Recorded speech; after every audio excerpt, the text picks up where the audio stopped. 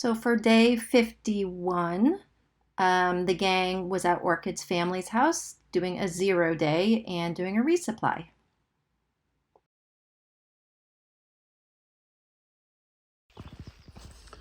Good morning from AT day 52. It's a cloudy day on the trail today with some rain predicted later today, but only about a quarter inch, so not too bad. The 0 day at Orchid's house was very relaxing. Had time with her family, figured out our next resupply, bought food and packed it all up, so it was actually a pretty busy day. Didn't catch up with as much stuff as I would have liked, but it's all good. Eventually, I'll catch up.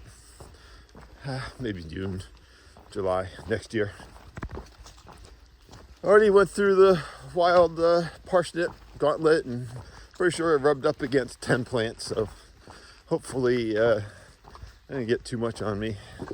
And it's not sunny today, so hopefully by the time it's sunny, I've gotten most of the oils off. I think most of them are in the backpack and all, so. Otherwise, we're back at it again. It's a 9-day stretch, although 2 of those days we have shorter days and a resupply in the middle. And at the end of that 9-day stretch, we'll be up in Rutland, Vermont. Actually, we'll be in Vermont, I believe, Friday of this week. So, making progress, slow and steady. I have a little bit of a boardwalk here through a marshland. So, anyway, not much new to report. Hopefully all the creeks and groans from last week, the last stretch, have worked themselves out, and my body is like 100%. Yeah, I don't believe that either. The watch has a body battery, and it's definitely dropping down. And of course, last night with family being over and everything, got to bed way too late. And to get on the trail at a reasonable time, got up way too early. So I'll be curious to see how we all make it to camp. If we even make it to 9 o'clock tonight.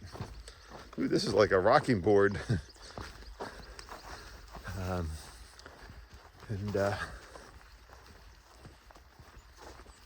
Definitely some yawning going on.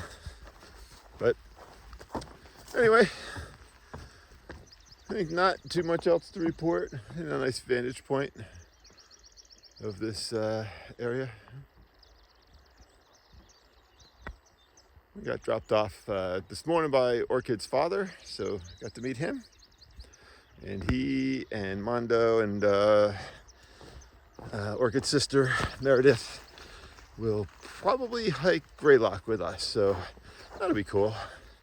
They'll do 5-ish miles with us, and we'll get to do a little bit of slack packing.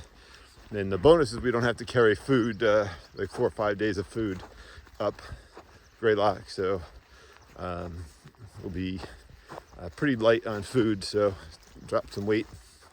And our plan is to stay on top of Greylock Mountain, so hopefully the weather will cooperate and we'll get some sunrise and sunsets from the top. Anyway, for various reasons now with videoing and whatnot, I've dropped way off, so I'm going to say goodbye and catch back up. Anyway, Ducky out. So I know my video editor knows this very well. We're on the Appalachian Trail Beckett Bridge over the Mass Pike, where we are now north of the Mass Pike. And she travels this way a lot. So she has a sign for Appalachian Trail. It's pretty big, unlike some of the other ones that are relatively small. But she has the look that somebody tries to drive a truck over here or something. Or maybe it's just the way that the water goes. But again, civilization and truth. It was a quiet morning. Being eaten by mosquitoes anytime we stopped.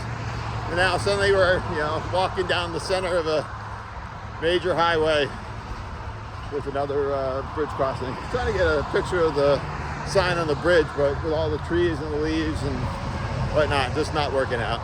But anyway, this is how the cookie crumbles, and this is how we get across. Sometimes we're on other roads, though, like, that actually have car traffic to get across major highways like this. Yeah, we're racing the rain. We've been told it's going to start in like showers at least in an hour or two. And there's a sign for the Berkshires. And we're hoping to get to camp and set up before it really comes down hard. And there's somebody's house here. I don't know, maybe it's a recreation area. I don't know. But now we're circling around. Let's go walk next to the highway a little bit too. Fun. Anyway, ducky out. It's a little after 3. We have about 3 miles to camp. And just hearing a little bit of rain starting to fall. The light level and the temperature and the humidity hasn't changed at all. So I was optimistic that we were going to avoid getting wet. But looks like we'll get a little bit wet on the way to camp.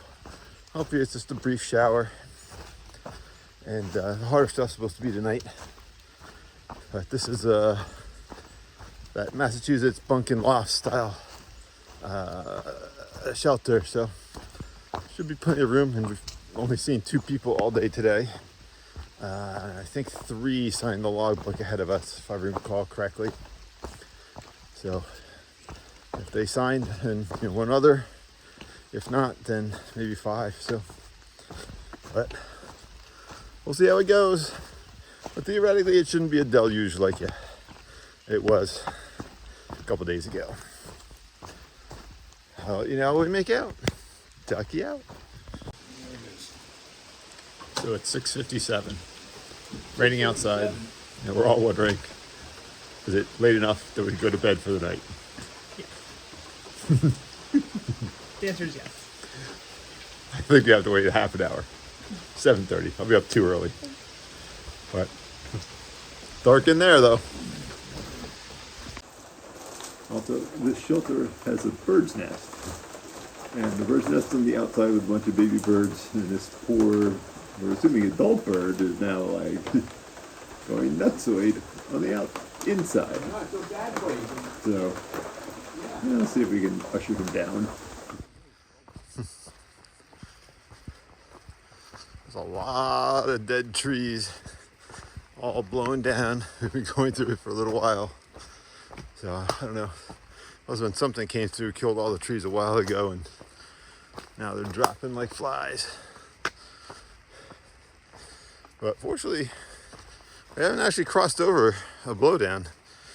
That signs of obvious recent chainsaw activity. But yeah, somebody, a lot of work went into keeping this trail open. This is maybe one of the more exciting things that's happened today. It's been somewhat uneventful.